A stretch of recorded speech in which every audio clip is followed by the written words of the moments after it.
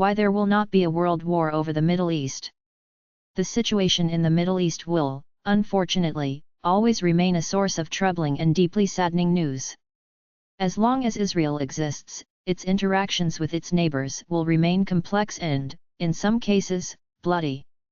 The political assassination of a Hamas leader in Tehran is inevitably leading to a new wave of acute international tension in the Middle East.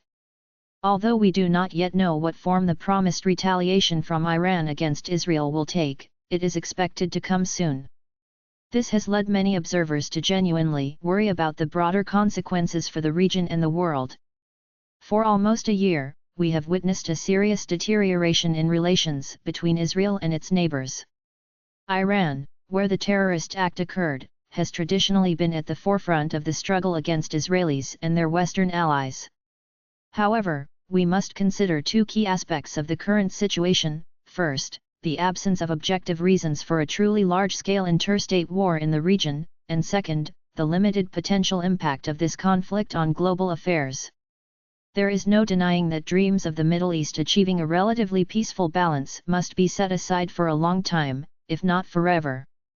The reduction of the US's ability to intervene in regional politics, observed a few years ago, gave grounds to think that Middle Eastern countries could find ways to coexist sustainably without American involvement.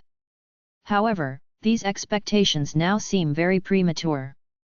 Internal political problems in Israel have created conditions for its government to choose the traditional path of conflict rather than cooperation with its neighbors. Other states respond as their capabilities allow. However, it is too early to think that this will lead to a major regional war.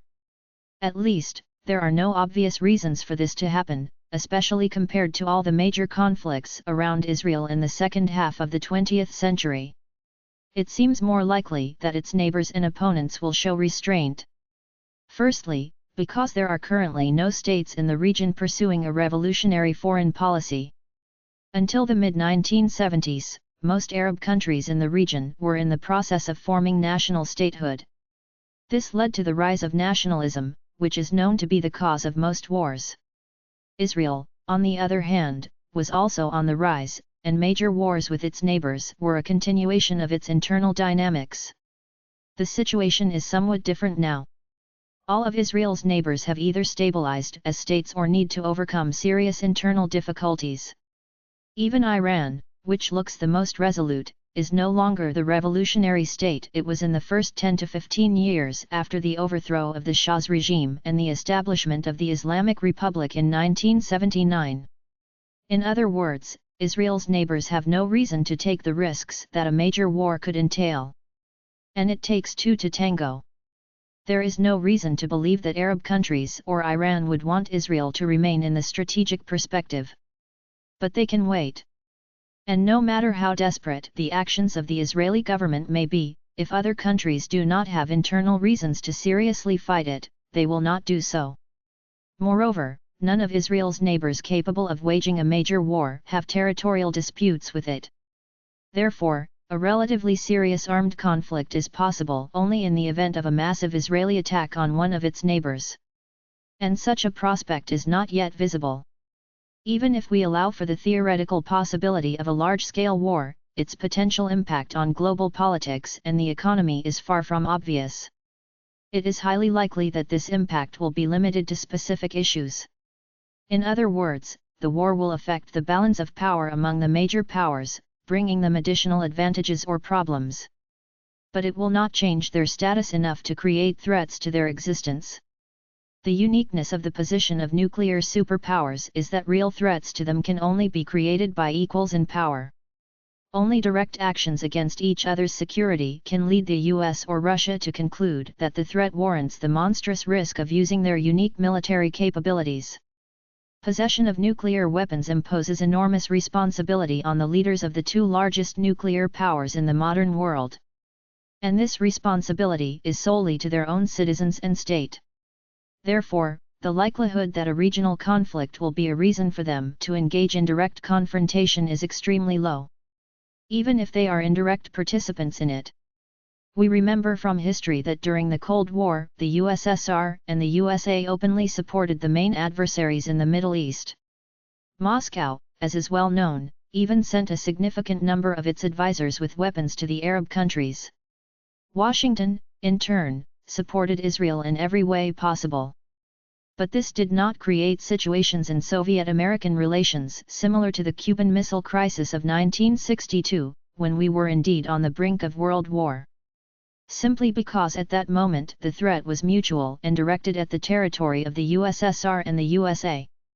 Other regional conflicts, even in Korea from 1950 to 1953, where Soviet pilots fought, did not create crises of such a scale. We may, of course, be wrong.